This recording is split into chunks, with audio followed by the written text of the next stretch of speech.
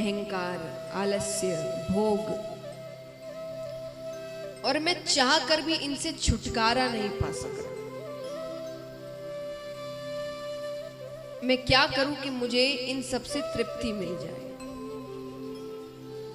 भगवान कहते हैं भोगों का उपभोग करने से आज तक किसी को तृप्ति मिली है? कब से करते आ रहे हैं?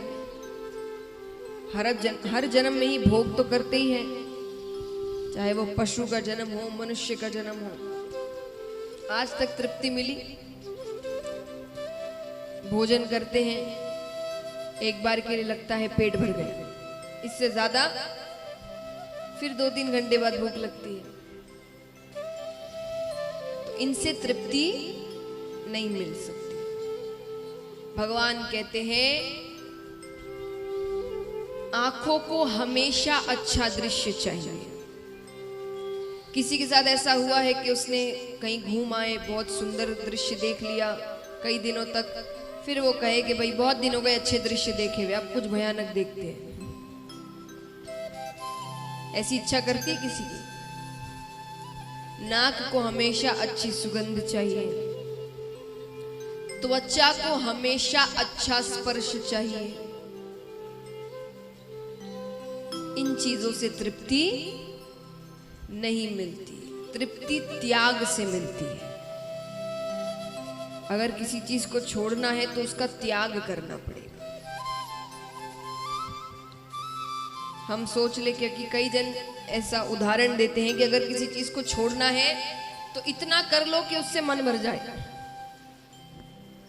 आपने भी सुना होगा, कई लोग ऐसा कहते हैं कि अगर किसी चीज को छोड़ना है तो उसे इतना कर लो कि उससे मन भर जाए। ऐसा कभी नहीं होता, क्योंकि वो मन भरेगा पर कुछ समय के लिए। जैसे मान लीजिए कोई भी एक सब्जी का नाम बताएं जो आप सब खाते हो। आलू सब खाते हैं यहाँ पर। मान लीजिए मैं आपको 1 महीने तक केवल आलू की सब्जी खिला रही हूँ, सुबह शाम रात, 1 महीने तक। आपका मन भर जाएगा?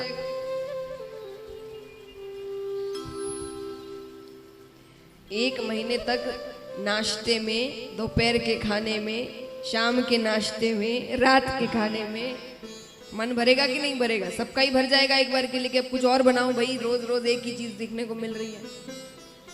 तो 1 महीने बाद बंद कर देंगे क्योंकि आपका मन भर गया, भाई नहीं बनाते। चलो 1 महीने तक उस सब्जी को देखने तक नहीं देंगे, फिर वो 1 महीने बाद वापस बनेगी, तब इच्छा करेगी, अच्छी लगेगी वो, लेकिन आपका तो मन भर गया था।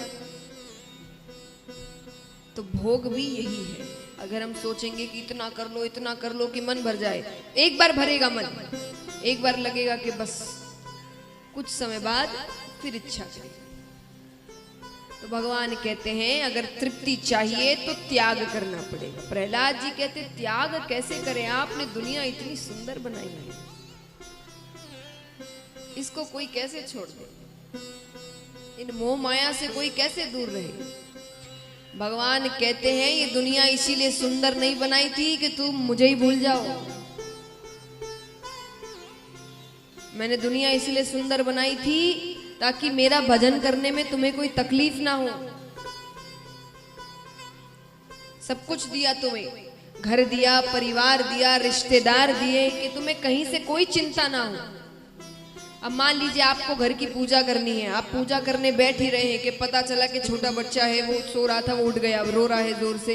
दूसरा बड़ा बच्चा, उसके लिए टिफिन बनाना है। यहाँ पति चिल्ला रहे हैं ऑफिस जाने के लिए, अरे ये कहाँ है, वो कहाँ है, ये कहाँ है। उतने में ही कोई मेहमान आ गए घर पे, आप पूजा कर पाएंगे ठीक से? वही मान लीजिए जब आप पूजा करने बैठे तो बच्चा सो रहा है, पति बाहर चले गए हैं, छोटा बच्चा स्कूल गया हुआ है, घर बिल्कुल शांत है, तब कर सकते हैं?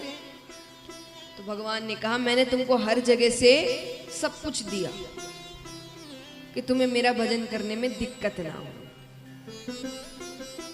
अपना परिवार दिया कि जब प्रेम चाहिए हो तो तुम्हारे आसपास तुम्हारा परिवार हो, उत्सव मनाना हो तो रिश्तेदार दिए, घर दिया, काम दिया, सब कुछ दिया, पर तुम इनका गलत उपयोग कर रहे हो, तो इसमें मेरी गलती तो नहीं है,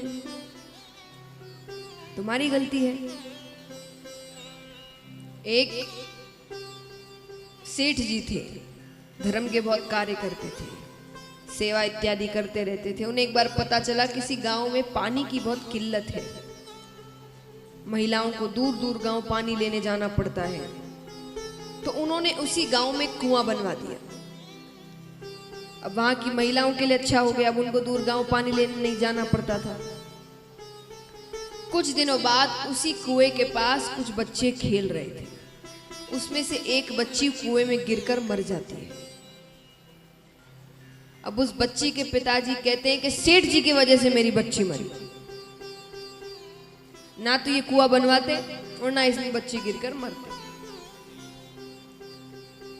तो सेठ जी ने कुआं इसीलिए बनवाया था कि बच्चे आए गिरकर मर जाए। गलती किसकी? हमारी। हमने बच्चे को कुएं के पास जाने दिया। तो भगवान कहते हैं ये संसार एक कुएं की तरह है। कुएं का इस्तेमाल कैसे किया जाता है बताइए?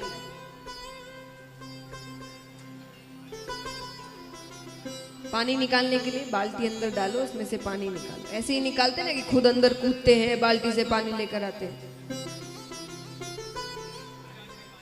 बाल्टी से ना, यानी जो चीजें चाहिए उसको निकालो, इस्तेमाल करो।